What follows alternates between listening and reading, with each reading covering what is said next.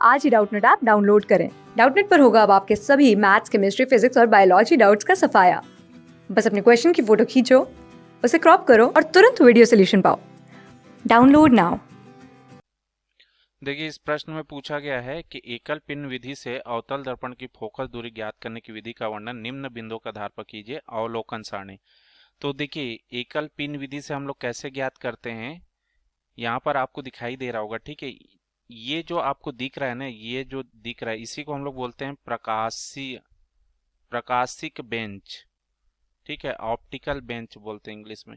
तो ये प्रकाशिक बेंच, इस ये जो दिख रहा है ना, ये बेस, इसमें भी स्केल बना हुआ होता है ना। ये बेंच में भी क्या है ना, स्केल नंबर रहता है सेंटीमीटर में।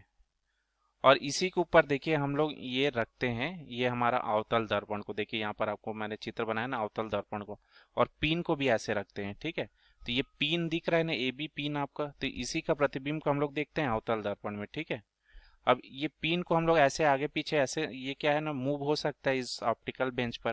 तो आगे पीछे ऐसे खिसका के ना, यहाँ पर देखिए हम लोग एक ही दर्पण रखते हैं। ठीक है, ये एक दर्पण और एक पिन की जरूरत पड़ेगा, बाकी की जरूरत नहीं है। ठीक है, तो ये पिन को हम लोग आगे पीछे खिसका कर इसका प्रतिबिंब को हम लोग देखते हैं। ठीक है, तो इसका उल्टा प्रतिबिंब बनना चाहिए ऐसे, है ना। यहाँ पर ऐसे जब देखेंगे हम लोग दर्पण में, ठीक है, तो यहाँ पर जस्ट इसके ऊपर में ऐसे उल्टा प्रतिबिंब बनते हुए दिखाई देगा। ठीक है, और हम लोग देखिए इसमें लंबन भी आता है, लंबन त्रुटि।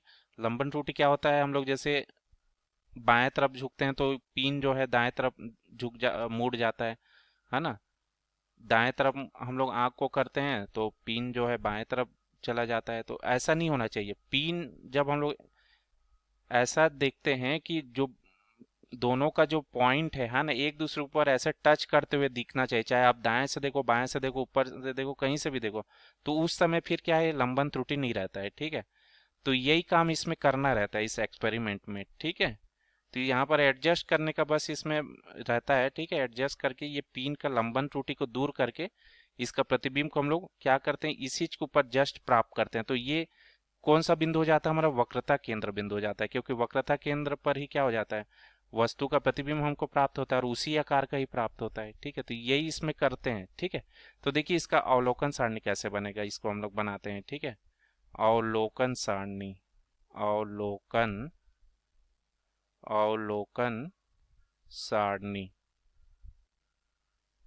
तो अवलोकन सारणी के लिए पहले हम लोग क्या करेंगे, यहाँ पर एक क्रमांक लिख देंगे। ठीक है, क्रमांक। ठीक, फिर यहाँ पर हम लोग दर्पण की स्थिति लिखेंगे, दर्पण की स्थिति। ठीक है, तो दर्पण की स्थिति हम लोग किस में लिखेंगे, सेंटीमीटर में, सेंटीमीटर में रहता है।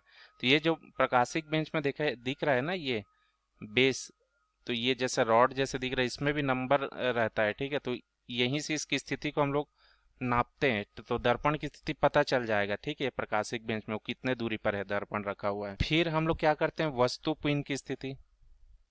ठीक है, वस्तु पिन की स्थिति। तो ये क्या है ना, एकल पिन विधि ना, डायग्राम आपको दो पिन विधि दिख रहा होगा। ठीक है, हम लोग को सिर्फ एक पेन और एक अवतल दर्पण उपयोग करना है। ठीक है, तो ये वस्तु पिन की स्थिति हम लोग निकालेंगे। ठीक है, फिर हम लोग क्या निकालेंगे, वक्रता त्रिज्या। ठीक है, वक्रता त्रिज्या। ठीक, और यहाँ पर फिर हम लोग फोकस दूरी निकालेंगे, फोकस दूरी। ठीक है, तो फोकस दूरी क्या हो जाएगा, F is equal to R by 2 centimetre.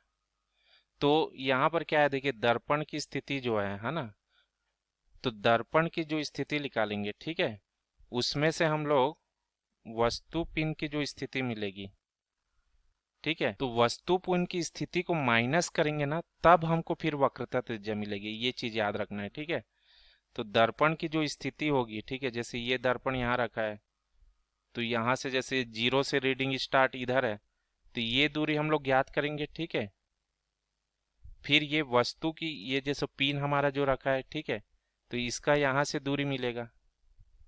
ठीक है, तो इस पूरे में से इतना को माइनस कर देंगे ना, तब हमको ये दर्पण से पिन की दूरी मिलेगा, मतलब वक्रता त्रिज्या मिलेगी। तो यहाँ पर आप एक चीज लिख सकते हैं, ठीक है। वक्रता त्रिज्या बराबर क्या हो जाएगा, दर्पण की स्थिति माइनस वस्तु पिन की स्थिति, ठीक है। इसको हम लोग नाम दे देते हैं, चलिए मैं इसको ए नाम दे देता हूँ, इसको बी नाम दे देता हूँ। तो वक्रता त्रिज्या जो आर है ये हमको क्या मिलेगा, ए माइनस बी, ठीक है, इस तरीके से। तो इस तरीके से हम लोग को गणना करना है, ठीक है। ये ऐसे आपको टेबल बनाना है यहाँ पर, ठीक है। ऐसे हम लोग अवलोकन सारणी इसको ऐसे टेबल के फॉर्म में ऐसे लिख लेंगे, ठीक है।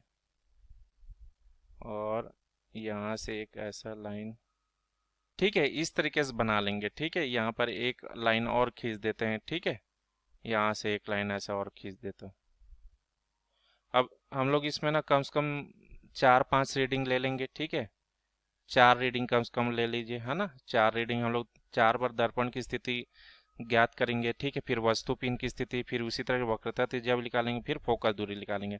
तो यहाँ पर हम लोग मध्यमान निकाल लेंगे, ठीक है, एवरेज वैल्यू निकाल लेंगे।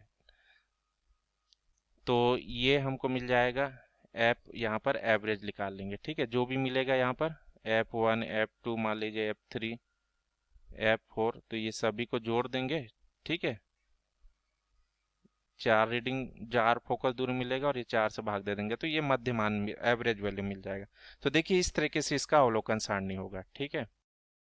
क्लास 6 से 12 से लेके नीट, IIT, जेई मेंस और एडवांस के लेवल तक 10 मिलियन से ज्यादा स्टूडेंट्स का भरोसा। आज ही डाउनलोड करें डाउटनेट ऐप या व्हाट्सएप कीजिए अपने डाउट्स 8400 400 400 पर।